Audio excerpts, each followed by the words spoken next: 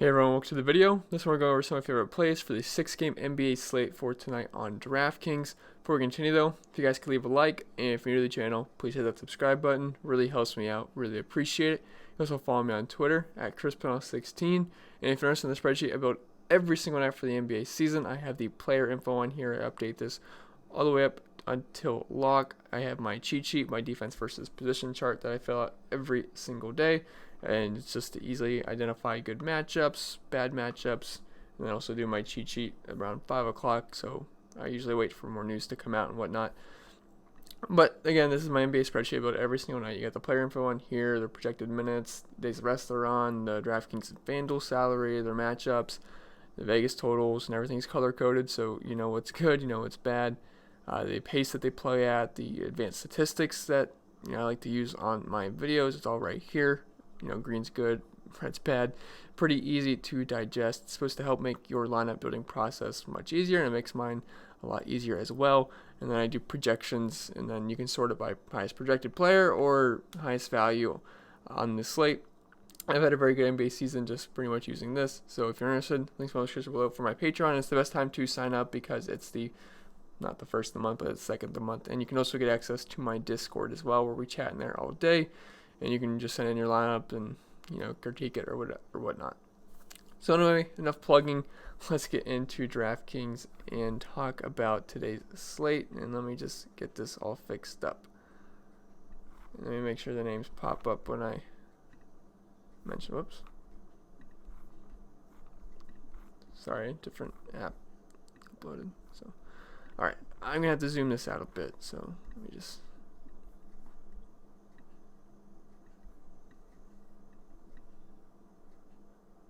Alright, I think we are going to be good.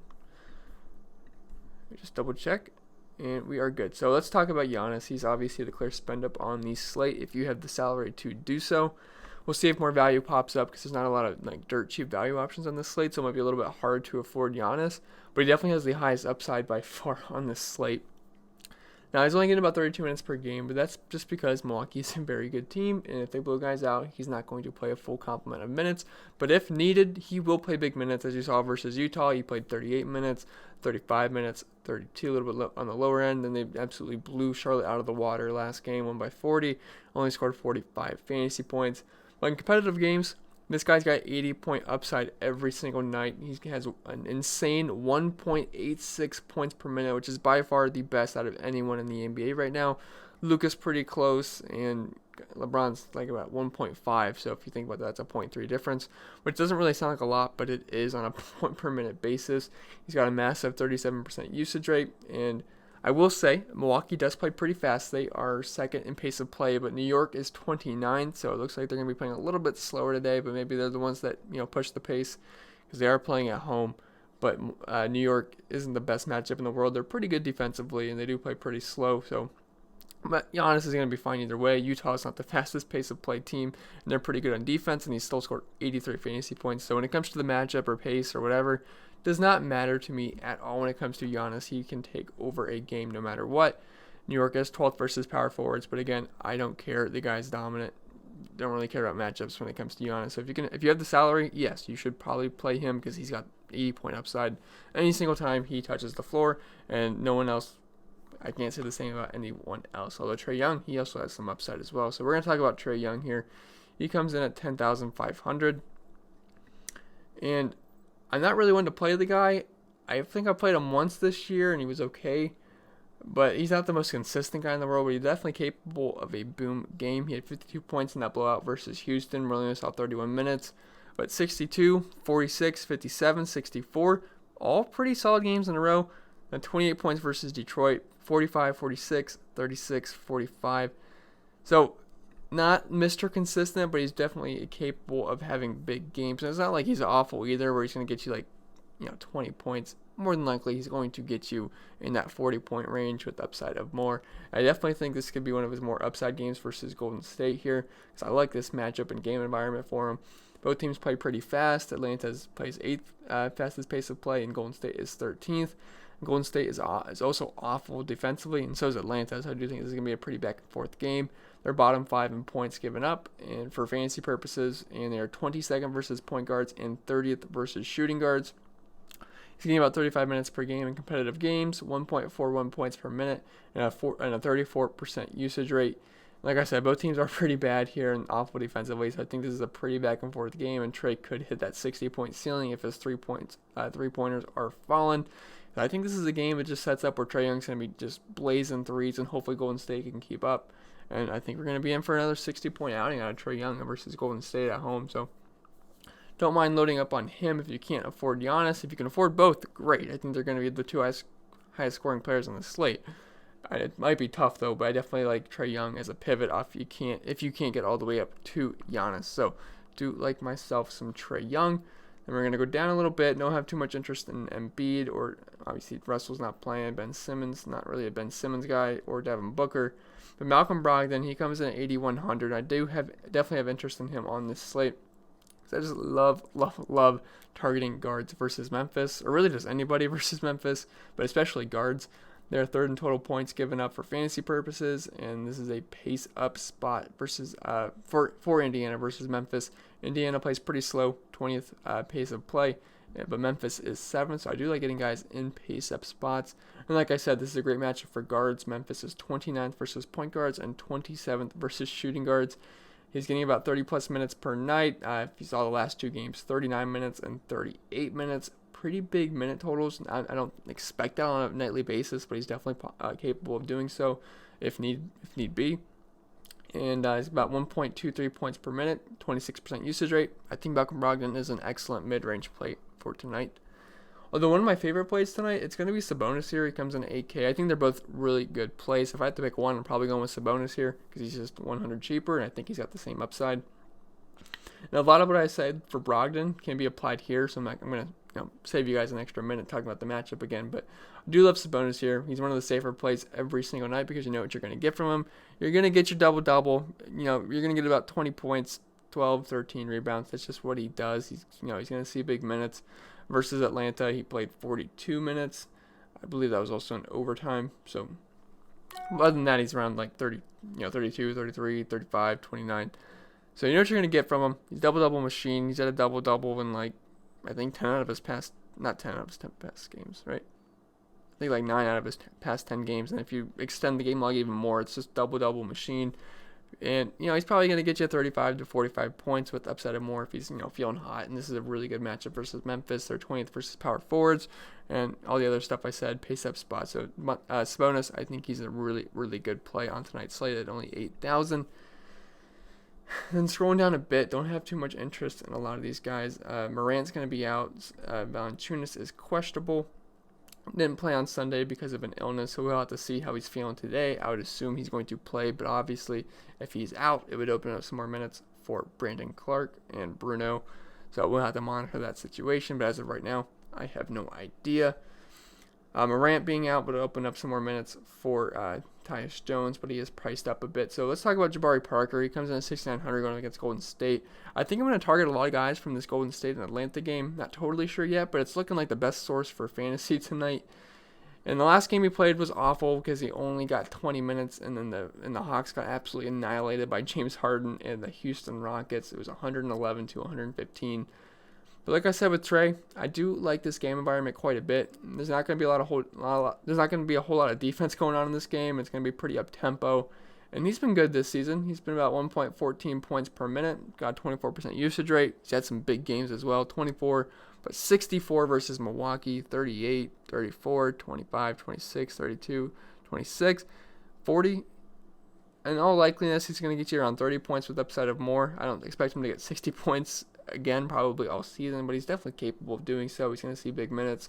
Good matchup versus Golden State, so especially with Draymond Green being out. So 6,900 for Jabari Parker. I think he's a solid play. I wish he was a little bit less expensive, especially only having 19 points last game. I know it's because of blowout, but they priced him up a little bit. Usually Draftkings pricing is pretty dumb when they price him down for some reason. So unfortunately, they didn't do that, but I do think he's still a pretty solid play. And I just realized my green screen is not totally okay. But yes, Jabari Parker, I think he is a pretty solid play. And then just scrolling down a bit, Rashawn Holmes going against Chicago. Chicago is one of the worst, really just the worst team versus big men this season. They are dead last, ranked 30th versus power forwards and centers. The guy's got upside. Not the most consistent player in the world, but I think he'll be fine here. 33 points versus Denver, then 16, but then 23, 43, 28, 45, 25, 27, 32, 16, kind of all over the map here. But this is a great matchup for Chicago. He's been about a point per minute this season. If he gets his minutes around 30 minutes or even more, I think he could hit 40 points in this matchup, honestly. He's priced up a little bit at 6,500, but it's an excellent matchup if you do want to target him. Scroll down a little bit. Alec Burks, he would make some sense tonight at 6K. He's actually been pretty good. The price is up there, but this isn't the most expensive we've seen him. His price got all the way up to 6,400 and 6,100 recently. And he's seeing big minutes, and he's been great in spurts as well. So his game log 31, 23, 48, 17, 40, 23, 44, 19, 27, 16. I think he's an okay play tonight. With no D'Lo, he's been getting as many minutes as he can handle right now. 36, 31, 35, 33. So that's not a concern in the slightest. He has a 22% usage rate, and is right around a point per minute. And this is an elite matchup versus Atlanta. Like I said, up-tempo game, not a lot of defense going on. They're 26 versus shooting guards. I could see him having another 40-point game in this matchup, and at 6K, that's kind of what we're hoping for. But if his shots are falling, I think Alec Burks is a pretty solid play tonight at 6K. And I like his teammate Eric Paschall as well, coming in at 5,600. No Draymond Green, so this will just open up some more minutes for some of these small forwards, power forwards, whatever you want to call them, down low. Or not down low, but in the middle. But just a cheap exposure to this game. I think it presents us probably the best game for fantasy upside on this slate, just because there's not going to be a lot of defense, up-tempo matchup, some cheapish players on this game. And he's been solid. You're going to see some big minutes here in the upper 30s, and if the game's competitive, which I think it's going to be. And no Draymond Green, like I said, opens up some more minutes. And he's been less than a point per minute on the season, but he does have a 21% usage rate and has shown upside. And this is a great matchup versus Atlanta. They're 27th versus power forwards. Just look at his game log. 27, 19, 38, 28, 29, 32, 28, 42, 27, 17. Not the most consistent guy in the world, but if he's hitting his shots, I think he's going to become a pretty solid play if he's aggressive. So I don't mind Eric Paschall here at 5,600. Not like a favorite play in the world, but definitely a solid one. Aaron Baines, he is questionable, but he is probable for this. Not questionable, he is probable for this game with the calf strain. So we're gonna have to assume he's going to be good to go. And I actually do have interest here. This is going to be his second game back from injury, and they dropped his price after dropping a respectable 27 in his first game versus Dallas, which is a tougher matchup than what he's going to get tonight, because tonight he has an elite matchup versus Charlotte, who is awful versus big men. They're ranking 28th versus centers this season. He won't see huge minutes, but I currently have him for about 24, but he's been at 1.2 points per minute this season, which is actually very, very solid for someone that's 5,400, and he has a 21% usage rate as well, so he's been very efficient while on the court, and big men just shred Charlotte all season, so Aaron Baines would make some sense as a nice mid-range option. Then really after that, it gets a little gross. Willie Cauley-Stein's interesting to me at 5,200, but I got to say Kevin Looney being back, this could hurt his production, but he had a pretty good game last game out versus Orlando, where he had 35 points, then 23, 21. Price of 5,200, he's no longer in that 4K range, so that kind of sucks, but it's a good matchup down low versus Atlanta. They're 20th versus centers, but been about a point per minute this season, but Kevin Looney being back does hurt a little bit, but he is on a short list just for being interesting. As would be Glenn Robinson. Like I said, just picking out a lot of these Golden State Atlanta guys. He's been okay. 5,100. Price is up there, but 27, 8, that sucks. 23, 42, 32, 14, 25, 25. Not the most consistent guy in the world, but I do think he can get you 20 plus points. But at 5,100, we're really hoping for about 30, which he's kind of iffy on that, but I do think he should be on a short list just because I like this game. And really, that's going to be about it for these mid-range options. Obviously, if Valanciunas is out, that'll open up some more minutes for guys like Brandon Clark, but he's also questionable, and he did leave that game on Sunday. So, again, we're going to have to monitor these injury news, but I'll sort that out on my spreadsheet throughout the day. It's just really early in the morning, so we have no idea if guys are going to play or not. But I will say there's one value option that could potentially open up a lot of salary relief on the slate, and that's Frank Ntilikina. He's 4,500, but he is questionable, and he could miss this game against the Bucks. Coach Fizdale said that they might end up sitting him out on the end of the back-to-back because he was dealing with that back soreness. And if he's out, that's going to leave Dennis Smith Jr. here to get about 30, around 30 minutes on this in his place. And he's only 3,200, so he's pretty much dirt cheap, almost the bare minimum here. Now, he's not been great, only 0.78 points per minute, but he's only 3,200, and he has a 20% usage rate on the season. And if Ntilikina is out, he would become a lock-and-load play versus Milwaukee, who is 23rd versus point guards. In the last game, he saw 38 minutes, ended up getting 32 fantasy points, and at 17 points, 1 rebound, 7 assists, 2 blocks, and he was 3,500. Now with Frank Ntilikina questionable and him having a good game, they dropped his price because that just makes all the sense in the world. So if Ntilikina is out, Dennis Smith would become the lock value play of the slate, and he would definitely probably be able to afford as someone like Giannis on this slate, which is what I'm trying to do. So keep your eye out for that. I think he'd become an excellent play, so just make sure you monitor the injury news. I will update that on my spreadsheet throughout the day, update the projected minutes, and you'll get your best value plays and whatnot. I'll have my cheat sheet ready as well. But anyway, guys, that's going to be it for this video. If it was helpful, remember to leave a like. If you're new to the channel, please hit that subscribe button. Really helps me out. Really appreciate it. Follow me on Twitter at ChrisPennell16, and I'll see you guys in the next video. And I apologize for no video yesterday. There was like 2 main slates, and I was really busy with NFL, so I was just like, no one's probably going to watch this video anyway. Everyone's going to watch NFL because NBA was on during football, so I was like, whatever. But don't worry, I'm back. So, all right, wish you guys the best of luck, and have a great Monday.